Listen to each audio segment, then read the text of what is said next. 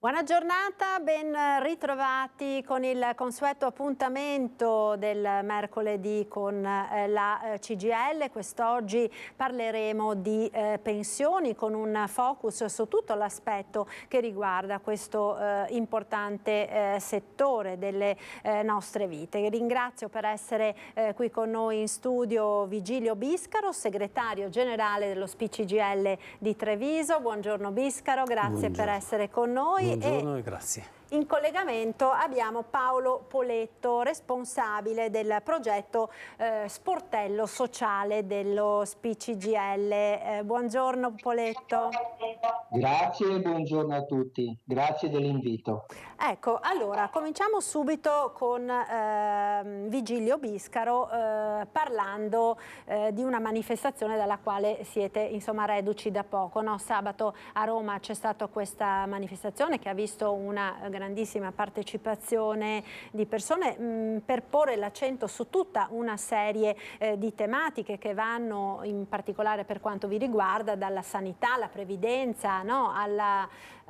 All'adeguamento dei salari, a quella che è l'inflazione dei salari e delle pensioni, naturalmente a quella che è l'inflazione e l'aumento del costo della vita. Sì, grazie. Aspetti, dimenticavo, lo ricordo per tutti coloro che ci seguono da casa perché lo vedete in sovraimpressione il nostro numero di telefono, perché potete naturalmente intervenire con le vostre domande. Il numero, ecco, lo vedete, 0422 162 8332 per intervenire da casa. Ecco, allora, scusi. Benissimo, grazie, non c'è nessun problema e mi fa piacere iniziare questo appuntamento con il ricordo, perché ormai l'abbiamo fatto, di una manifestazione sabato scorso a Roma che da quello che posso dire io era assolutamente partecipata, tantissimi in piazza.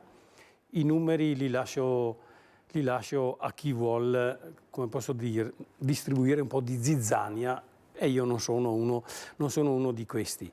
Però una cosa positiva sicuramente la devo dire e far sì che tutti capiscano quanto importante è la società civile. A Roma c'erano più di 100 associazioni con le loro bandiere, con i loro slogan, tantissimi giovani.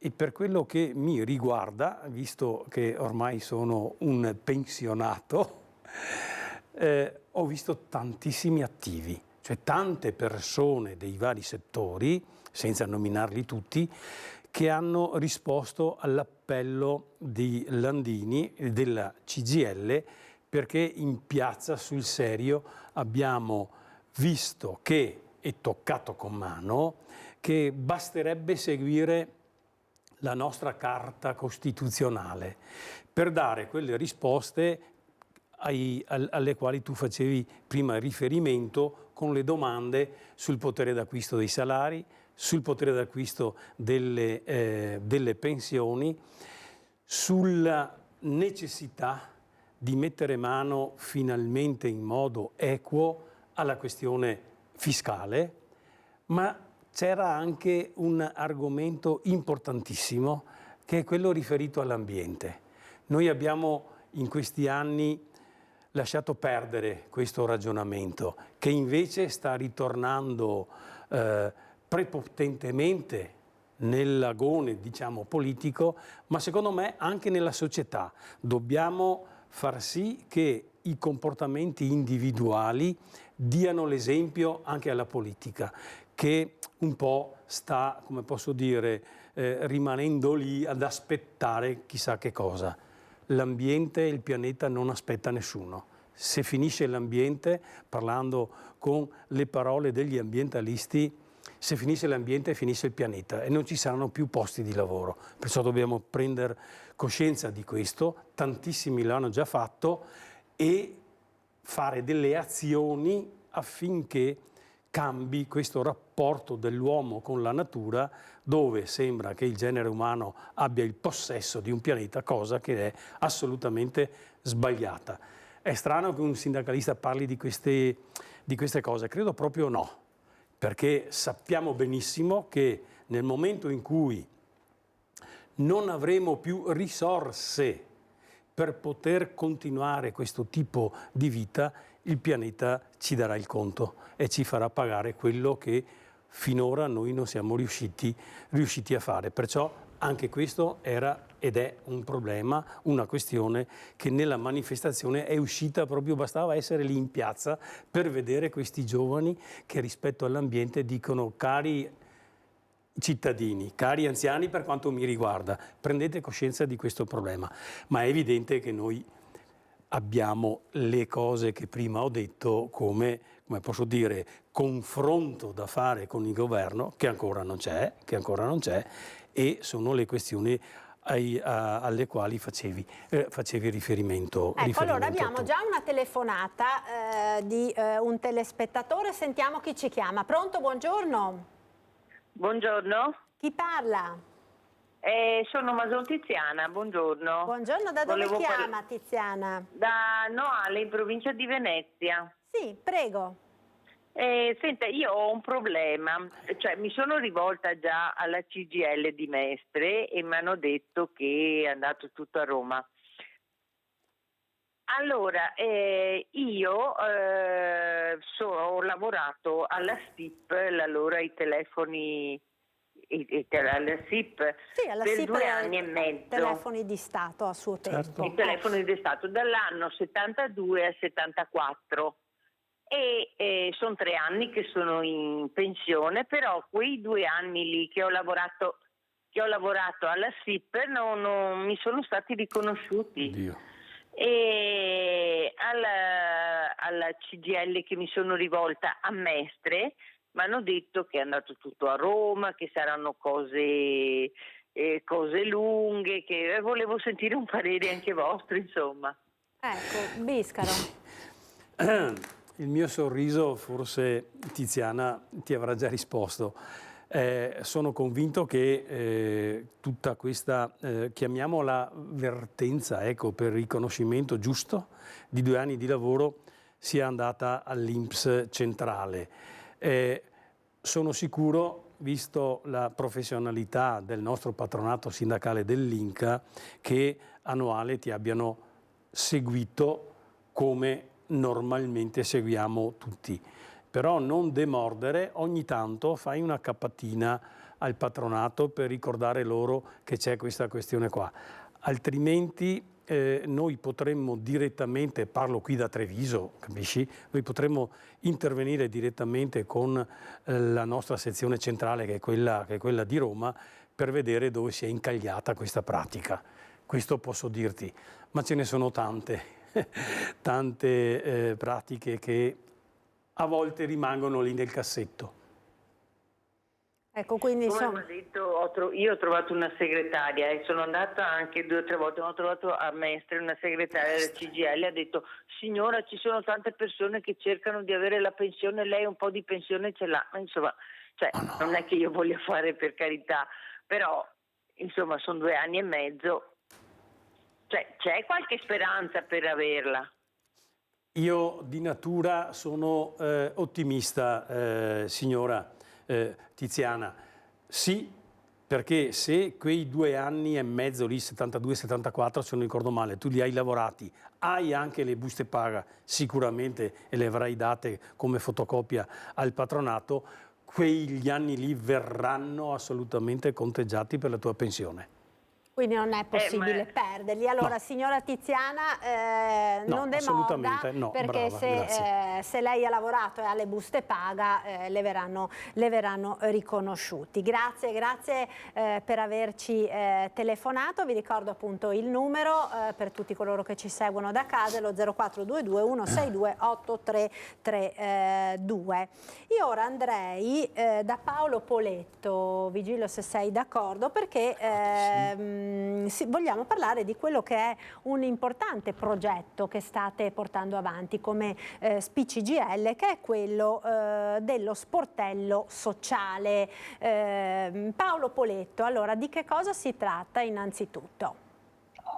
Allora, intanto grazie per l'opportunità di presentare questo progetto, l'ennesima sfida che la CGIL ha voluto prendersi, che porta come mission principale di riportare al centro la persona, specialmente la persona fragile, la persona vulnerabile. Il tutto ha una storia molto recente, e che è il 2021, periodo chiaramente durante il Covid, nella quale la direzione della CGIL nazionale cosa ha voluto fare? Ha voluto fare un osservatorio dei bisogni sociali. Pertanto, cosa ha messo in piedi? Ha messo in piedi che in tutte le camere di lavoro, dalla Sicilia al Trentino Alto Adige, fossero mappati le richieste, i bisogni delle persone che arrivavano nelle camere di lavoro, suddividendole in 5 grandi aree. Una i redditi, una le pensioni, una purtroppo scoppiettante sociosanitaria, la casa, altro elemento chiaramente richiesto, e varie.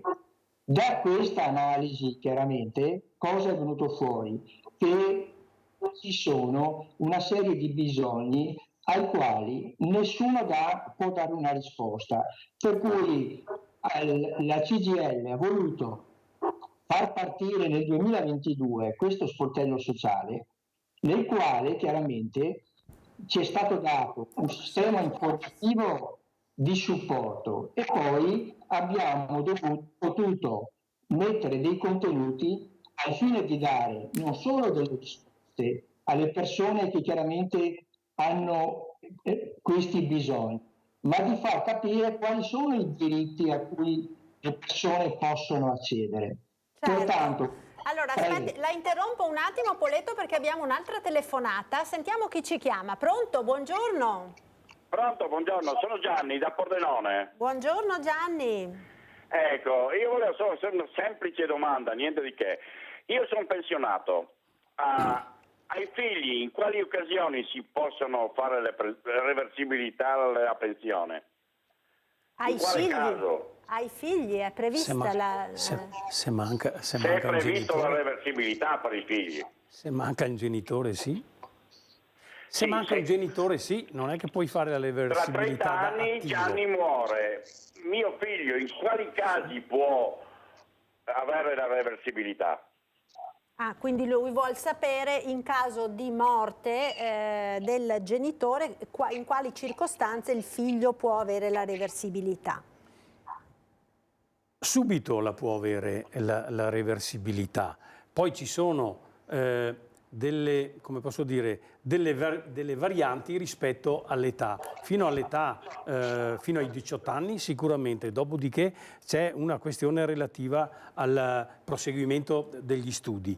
Ma in Italia la reversibilità c'è di diritto, perciò non riesco, Gianni, a capire che cosa sta dietro la tua domanda, sinceramente. Il problema gli aspetta la reversibilità? Sì.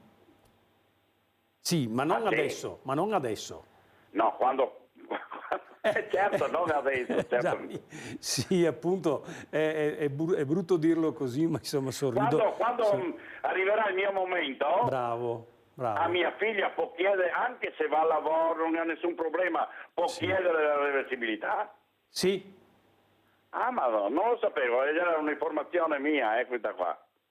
La ringrazio. Di niente. Ma dipende dall'età naturalmente della figlia, ovviamente, no? Sì, perché dopo la maggiore età comincia a diminuire, però il diritto alla reversibilità c'è, ci mancherebbe altro, punto, basta, non serve andare oltre.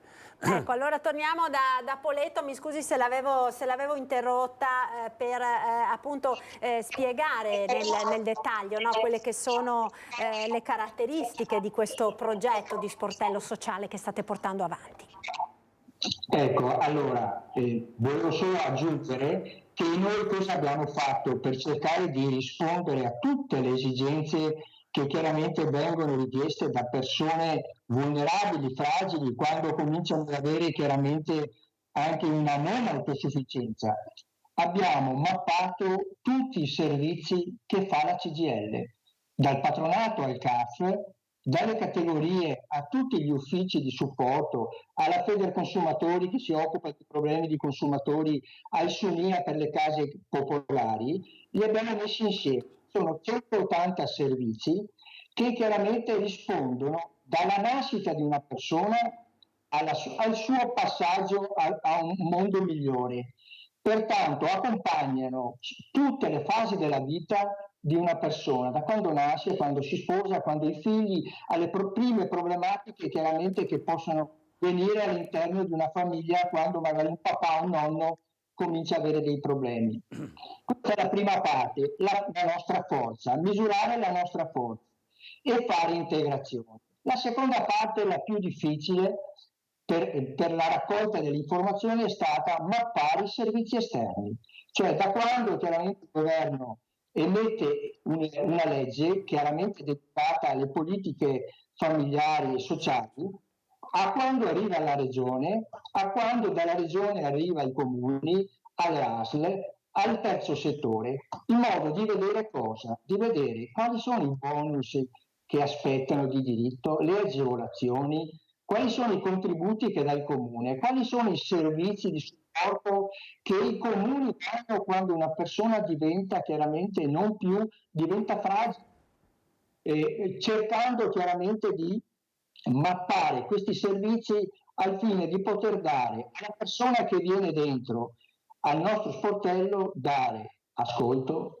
chiaramente accoglienza e dare chiaramente quello che può essere un orientamento a chi ha diritto a questi diritti, ma attraverso cosa? Attraverso il suo stato di salute e attraverso l'ISEE, che chiaramente diventa fondamentale al fine di poter accedere chiaramente a questi benefici. Certo, quindi diciamo una serie di servizi proprio a 360 gradi, no, a favore della persona. Abbiamo un'altra telefonata in linea, sentiamo. Pronto, buongiorno. Sì, buongiorno, mi chiamo Giuseppe. Volevo un'informazione... Da dove ci chiama Giuseppe? Da Ponte di Piave. Mia moglie ha 25 anni di lavoro, è invalida al 50% ed ora è a casa in congedo parentale per 2 anni. Volevo capire se questa sua invalidità può aumentare gli anni per andare in pensione o se andrà in pensione a maturazione, diciamo, con la pensione di diritto, quella minima e sociale. Quella. Il 50% ha detto di invalidità la moglie. Sì. Ecco, Vigilio Biscaro. Sì, Giuseppe, la moglie ha sicuramente acquisito il diritto alla pensione, però quella di vecchiaia. Per avere un aiuto economico anche ora rispetto invece all'invalidità,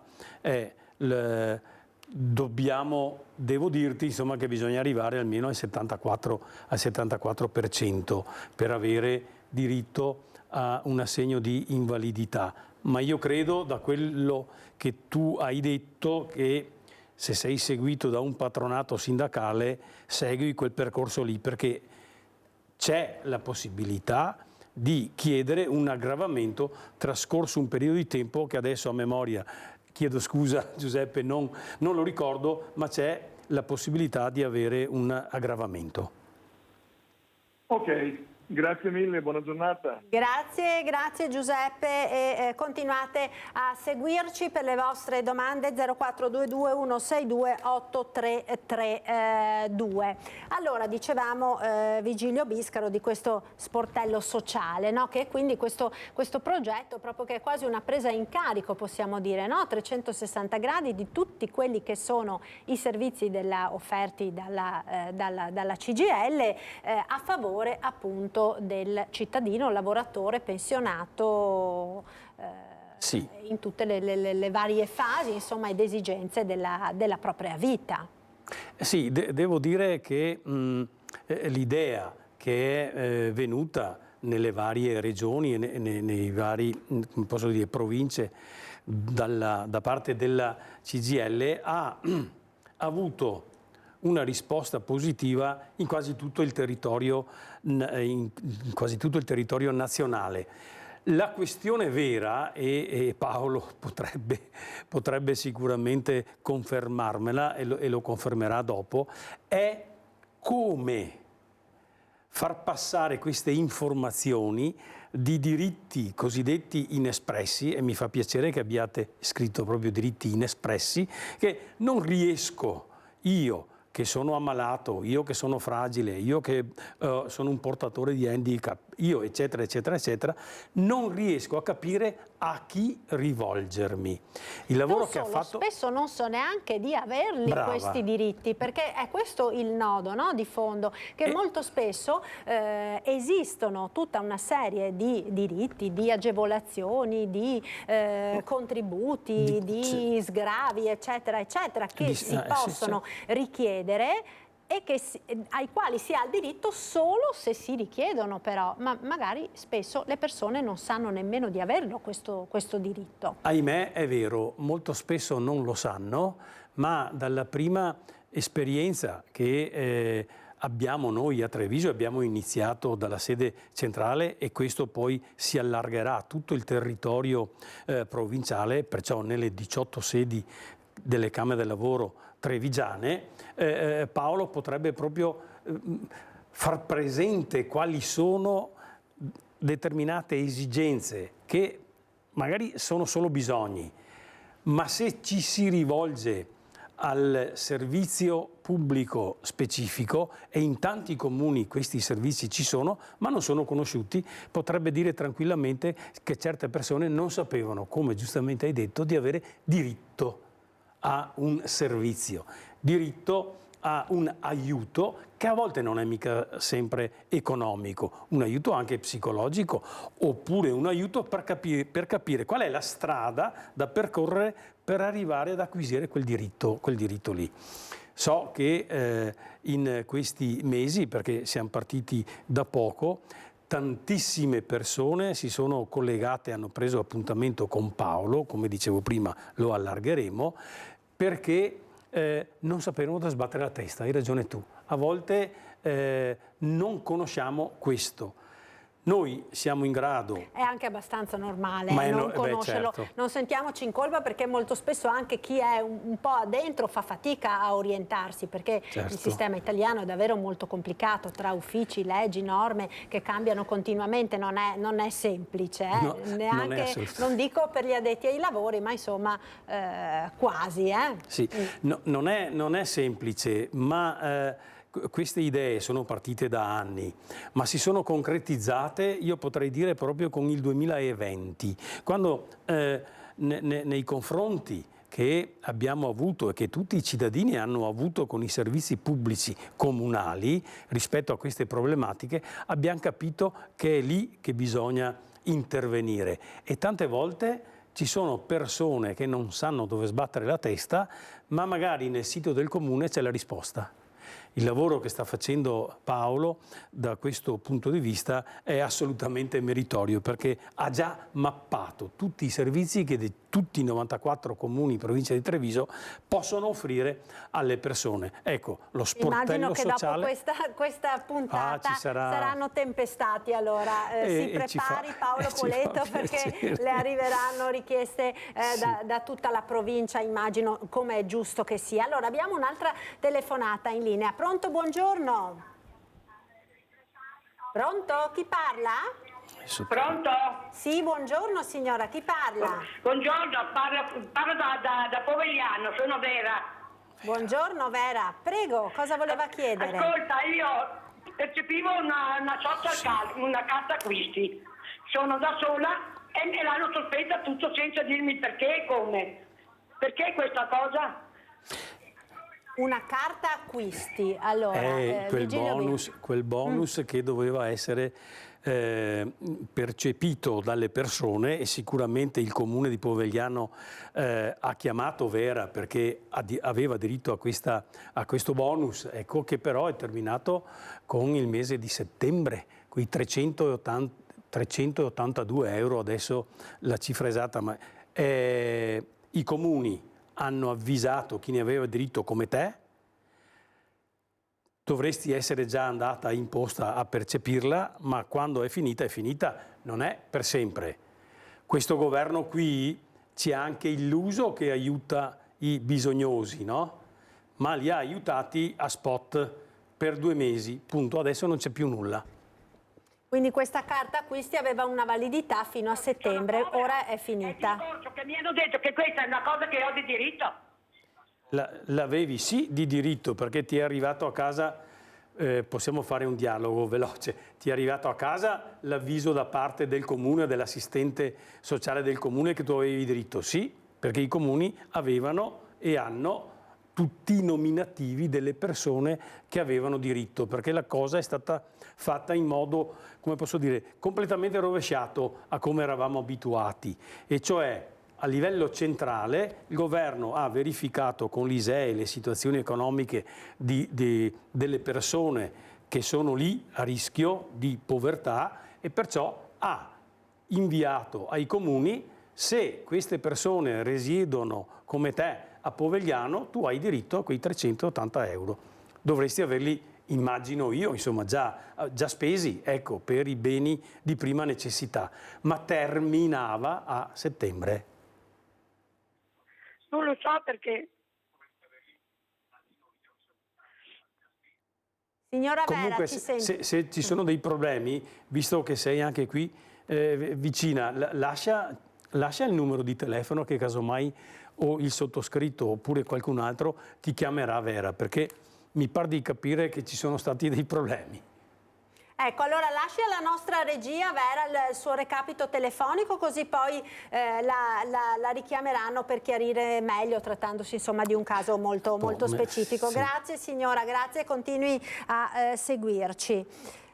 Ecco, io volevo tornare da Paolo Poletto perché mi interessava capire anche fino ad ora che riscontro avevate avuto di questo servizio, no? Perché data la vastità, no, delle problematiche che vengono affrontate, la vastità del territorio, oltre 90 comuni, che riscontro avete avuto fino ad ora?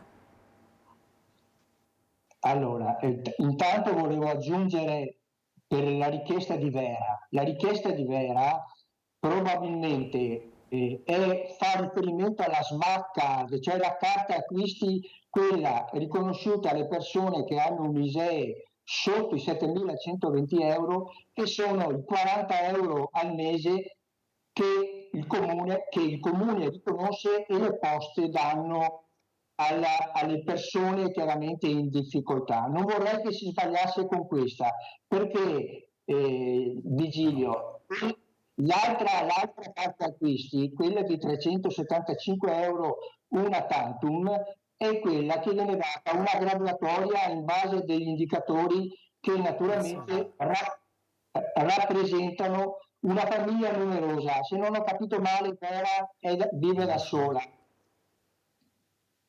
Ecco, questo era per cercare di dare una risposta che è quella di andare alle poste, perché probabilmente il suo ISEE ha superato la quota di 7.120 e per cui hanno chiaramente quello che potrebbe essere l'accredito dei 40 euro al mese per spese alimentari.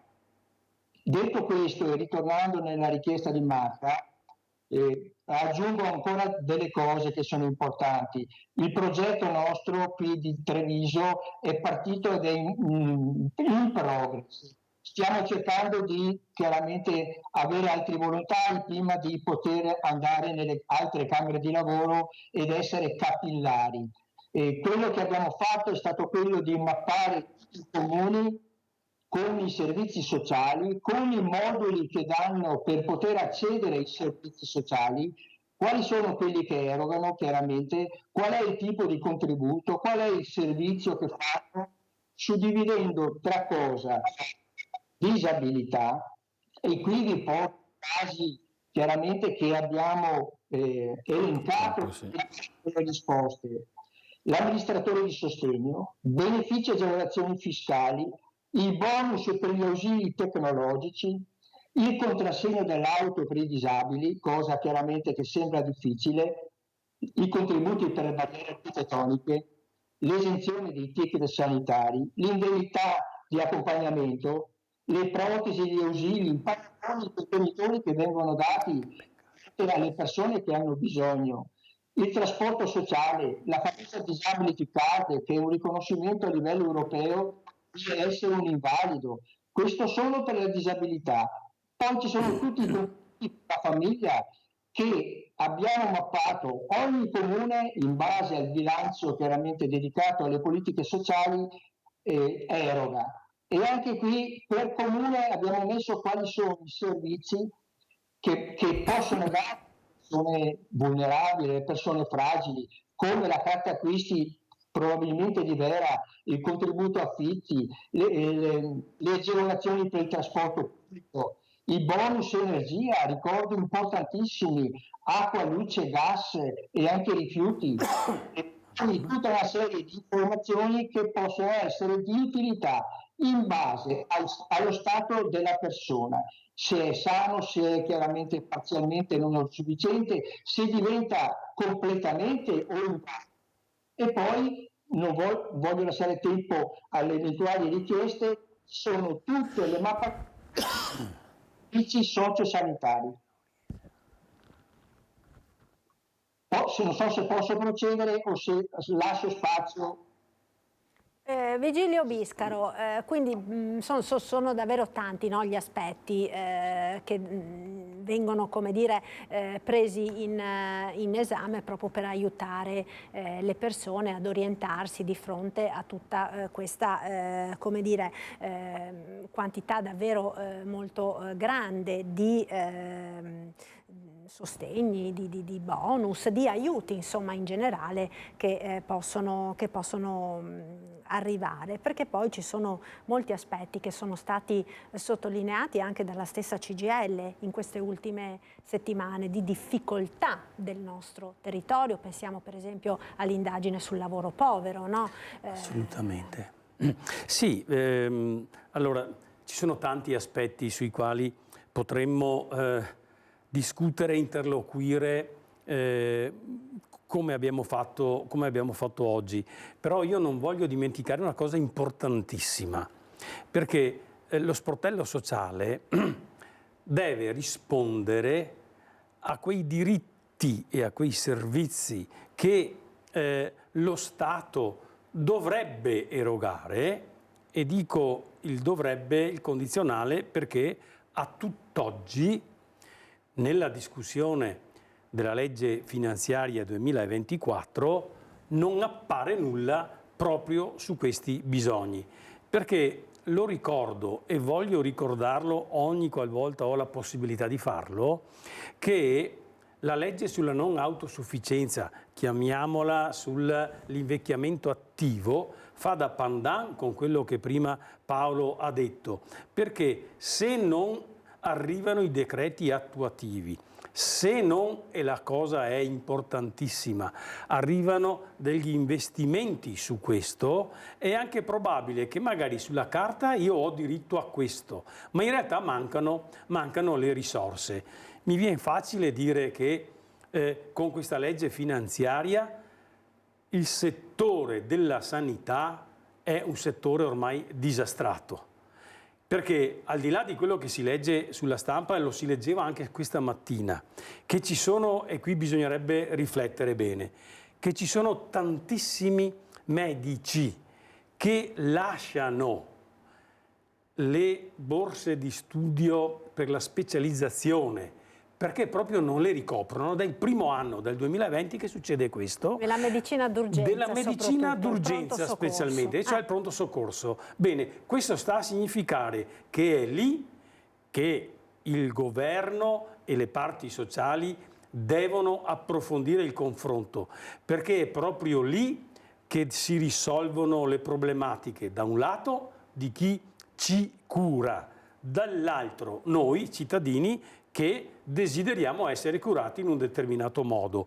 Questo vuol dire che non possiamo accettare ancora tagli sugli investimenti della sanità, quando 2 anni fa dicevamo che non saremmo più tornati indietro.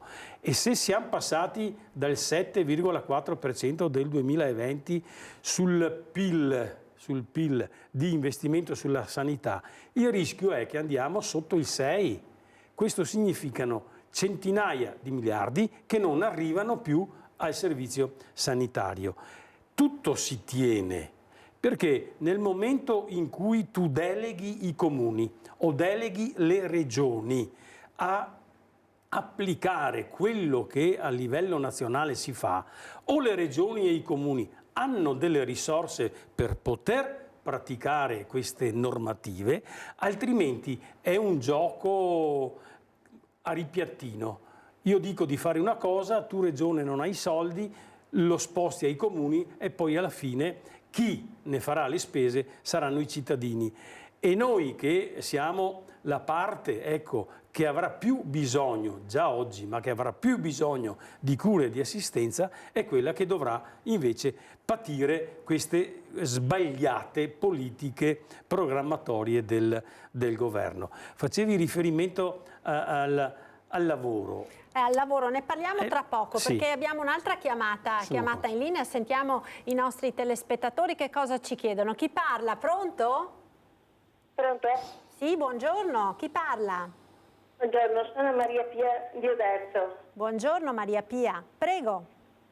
Volevo sapere, io ho versato i 15 anni di versamento di contributi, quindi adesso mi trovo che non mi danno la pensione perché supero il reddito col marito, sicché mi danno un contributo di 140 euro. Vorrei sapere se è giusto questo versamento, perché io i 15 anni li ho versati. Sì, Vigilio Biscaro. Sì, hai il diritto, perciò questa è una cosa, è una norma ancora vecchia, diciamo. Tu hai acquisito il diritto, però nel momento in cui acquisisci la pensione e la acquisisci, l'hai già acquisita immagino, a 67 anni di età, vero? Allora, lì c'è un calcolo da fare che se al patronato dove ti sei rivolta ti hanno detto che non hai completamente diritto o diritto in parte, questo sta nella norma. Io non ho i numeri per dirti se quello che hanno fatto, hanno deciso, che ha deciso l'INPS, no? Sono veritieri o meno. Maria Pia, immagino che tu ti sia rivolta al patronato, no? E se ti sei... Ho chiesto informazioni e loro mi hanno detto che questo diritto non ho il diritto perché supero il reddito con mio marito. Bene, allora fai un salto, visto che sei di Oderzo, c'è una bellissima sede ristrutturata, fai un salto lì con tutta la documentazione e loro ti diranno esattamente il motivo, perché io qui in trasmissione non riesco a capire esattamente se hanno fatto bene a risponderti in quel modo oppure no. Ho capito, sarebbe sempre informazione verso il patronato, sarebbe? Sì, tu sai dov'è la sede della CGIL a Oderzo, fai un colpo di telefono e anche per appuntamento, che è meglio, portando la tua documentazione, ti daranno la risposta al 100%. Ah, ho capito. La ringrazio infinitamente. A te? Grazie signora, continui a seguirci 0422162832 per le vostre telefonate. Sì. Vigilio Biscaro, ritorniamo al discorso che abbiamo interrotto poco fa per rispondere alla telespettatrice. Il lavoro, si ti dice. ringrazio di questo, perché noi veniamo da anni in cui le retribuzioni lorde a livello europeo sono aumentate di a due cifre. In Italia sono diminuite del quasi 3%. Questi sono i dati macro. Se andiamo ad analizzare territorio per territorio, e la CGIL lo ha fatto ieri e la settimana scorsa, rispetto alla situazione reale di chi lavora come preso, Ecco, qui salta all'occhio un fatto che la CGIL in primis, ma le piattaforme dalle quali siamo partite sono assolutamente unitarie, che dice, bene, in Italia un lavoro povero non può garantire una vita dignitosa a chi lo fa. E mi sto riferendo a quei settori nei quali c'è il ricorso, a volte involontario, del part-time, e perciò donne e anche uomini, giovani, donne e giovani uomini, che evidentemente hanno bisogno di lavorare e se non fanno 2 part-time e ne fanno uno solo, magari con delle fasce orarie che non permettono di fare un altro lavoro, tu ti ritrovi ad avere una retribuzione bassa. Questo è un dato. L'altro è che se i lavori sono solo lavori poveri, la gioventù non sarà in grado, quello che noi auspichiamo a tutti, di poter prevedere un suo futuro anche di famiglia, perché non ce la fa a vivere, lo dico in modo proprio chiaro. E perciò, da un lato, ci devono essere dei contratti nazionali che partono da una retribuzione minima, la CGIL è assolutamente d'accordo su questo, una retribuzione minima oraria che stiamo parlando degli 8-9 euro all'ora. Non vogliamo arrivare come la Germania, per carità, ma questo aiuta e non il contrario, la contrattazione collettiva, perché con la contrattazione collettiva nazionale, che noi auspichiamo divenga erga omnes, diamo non solo queste risposte, ma anche le risposte ai diritti dei lavoratori più in generale. C'è un problema qui in Italia, e lo diciamo da vario tempo, che non solo CGIL e CISL-UIL firmano contratti collettivi, ma ci sono anche sindacati e parti sociali un po' anomale, dico così, che firmano dei contratti al ribasso. Noi li abbiamo definiti contratti pirata ed è per questo che qui siamo, penso, proprio unitariamente sullo stesso piano. Noi abbiamo bisogno... Quindi gente contrattualizzata, diciamo, a tutti gli effetti, che però ha degli stipendi che non consentono una vita dignitosa. Assolutamente. E questo è un fatto. Un'altra telefonata, vediamo un attimo chi ci chiama. Pronto, buongiorno. Buongiorno. Chi parla? Sono Maria da Fontano. Buongiorno Maria, prego. Allora, volevo chiedere per un vicino romeno, è anni che è in Italia, siccome ha lavorato tanto in Romania, dice che deve andare in Romania per prendere tutte, come si dice? I contributi. I contributi. Ma è possibile, stando qua, siccome non hai soldi per andare, è possibile che voi non potete richiedere come una volta dall'altra parte? Allora, penso si tratti di un ricongiungimento dei contributi versati all'estero. Sì, certo. Siccome stiamo parlando di stati comunitari, questo è possibile, è sufficiente che questa persona, Maria, si rivolga a un patronato qualsiasi, noi speriamo alla CGIL, per cumulare questo, a meno che la domanda non abbia al suo interno quanti anni di contributi questa persona deve avere per arrivare alla pensione. Qui ci sono delle convenzioni, perché se lui lavora in Italia, in Romania, ha lavorato pochissimo, è chiaro che deve aspettare i 42 anni, capito? Oppure meno, se si riesce a cumulare gli anni di lavoro in Romania e gli anni di lavoro in Italia. In Italia. Comunque, venendo da voi... Sì? Prego. Comunque, venendo da voi, potete richiedere gli anni che ha lavorato in Romania? Certo, se non possiamo farlo direttamente, e che è vero possiamo farlo, lo può fare lui seguendo le nostre indicazioni, ma lo facciamo noi. Ah, ok, no, perché dice che è impossibile, deve andare là, ma non ha i soldi. No. Perché ha lavorato anche Allora tanto dica, tempo, signora, ma dica al suo vicino di recarsi a un patronato, diceva abitate a Ponzano, se non sbaglio. Sì, sì. Sì, quindi possono andare, il più vicino patronato della CGL è sì, a Treviso. o a Treviso oppure a Villorba Venturali. Ecco, a Treviso o a Villorba Venturali, e lì potete richiedere e ricevere tutte le informazioni e le indicazioni necessarie.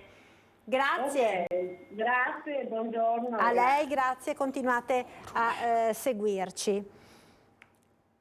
Allora, dicevamo, no? Sì, eravamo arrivati alla contrattazione collettiva. Esatto. Sì, ecco, perché c'è una grande confusione all'interno della discussione politica che si fa sul salario minimo, cioè sulla quota oraria minima sotto la quale nessun contratto può accettarla, può condividerla con le controparti. Il problema è questo. Da un lato, e lo dicevo prima, la contrattazione collettiva, ahimè, non ha portato a casa, sia nel primo livello nazionale, sia nel secondo livello, quello aziendale o territoriale, tutte quelle risorse, perché altrimenti non saremmo presi in questa situazione, che abbiamo un potere d'acquisto delle retribuzioni che cala anno dopo anno. Dall'altro il sistema contrattuale che non regge più, e mi riferisco al fatto che o i contratti collettivi nazionali vengono rinnovati, tutti privati e anche pubblici, quando scadono, oppure ci deve essere una legge che obbliga le parti sociali a fare questo benedetto contratto. E noi la chiamiamo una legge sulla rappresentanza, in modo tale che CGIL e CISL-UIL, per quanto ci riguarda, e le altre parti sociali datoriali, la Confindustria, la Confcommercio, eccetera, Confartigianato, siano misurate, e siamo anche noi misurati sulla reale rappresentanza, e chi raggiunge questa reale rappresentanza si siede al tavolo e gli altri stanno fuori. Bisogna dirlo a chiare lettere, altrimenti non ne usciremo più. Abbiamo più di 1000 contratti a marzo o giugno depositati al CNEL, dei quali un 300 sono firmati da CGIL e CISL-UIL. Gli altri sono quei contratti a cui facevo riferimento prima, contratti che abbattono sia i diritti e in molti casi anche le retribuzioni. Ecco, un'altra telefonata, sentiamo chi ci chiama. Pronto? Buongiorno. Buongiorno, sono Nadia di Cittadella. Buongiorno. Volevo Nadia. fare una domanda al vostro ospite, per cortesia. Prego. Anzi 2 se possibile. Io sto facendo con vostro ente di Cittadella attualmente malattia professionale all'INAL. Sto facendo il ricorso, però volevo sapere una cosa. Per quanto riguarda, se mi viene riconosciuta la malattia professionale, quello che mi daranno di rendita va a discapito della pensione INPS? No. Ho risposto. Ecco, sono due cose diverse. Sono due cose diverse. La risposta è proprio velocissima, quindi sono due cose diverse che non vanno a inficiare l'una l'altra. Va bene. Dopo un'altra cosa, ma io lavorando per un'impresa di pulizie, essendo lavoro usurante, quanti contributi servono per essere riconosciuti? No, è un lavoro... Maria? No, Nadia, scusami, avevo letto un'altra persona. No. Allora, è un lavoro gravoso il tuo. Ecco, perciò non c'è una questione di contributi, puoi andare in pensione un anno prima, ma questo a Cittadella te l'avranno già detto. No, però io vado il prossimo anno a 67 anni con una pensione minima perché non ho neanche 30 anni di contributi. Ed è giusto così. Nel momento in cui uno raggiunge l'età pensionabile, quella di vecchiaia, perché Nadia, anch'io sono andato in pensione a 67 anni come tu, andrai in pensione il prossimo anno, l'INPS ha un calcolo che è inutile che adesso addentrarci perché è un po' complicato, e tu, avendo raggiunto l'età per la pensione di vecchiaia, l'INPS ti calcolerà tutti quegli anni di contributi che sono stati versati da te e dalle varie aziende in cui hai lavorato, e quello sarà il calcolo che qualsiasi patronato della CGIL, il patronato Inca, potrà verificare velocissimamente se sarà stato un calcolo corretto oppure no. Perciò il prossimo anno andrai in pensione, vedrai che con la pensione di vecchiaia, se ti succederà come è successo a me, lo posso dire, nel giro di un mese avrai la pensione. Dopodiché farai le tue verifiche. Perciò dai, tra un po'... Mi hanno detto che tirerò 600 euro, che posso continuare anche a lavorare. Sì. È vero? Sì, è vero, pagherai tutte le tue tasse, i tuoi contributi, ma è vero. Allora, io devo chiudere perché mi segnalano dalla regia che il tempo a disposizione è terminato. Di cose da dire ce ne sono davvero tante su questo tema. Proseguiremo la prossima volta. Abbiamo avuto tante chiamate di gente, insomma, che vuol sapere, a testimonianza di quanto il tema delle pensioni sia sempre particolarmente sentito dalle persone. Allora, io ringrazio per essere stati con noi Paolo Poletto, responsabile del progetto Sportello Sociale dello SPI-CGIL Treviso, e ringrazio Vigilio Biscaro, segretario generale SPI-CGIL di Treviso. Grazie naturalmente a tutti voi telespettatori che ci avete seguito da casa. Buon pomeriggio, arrivederci.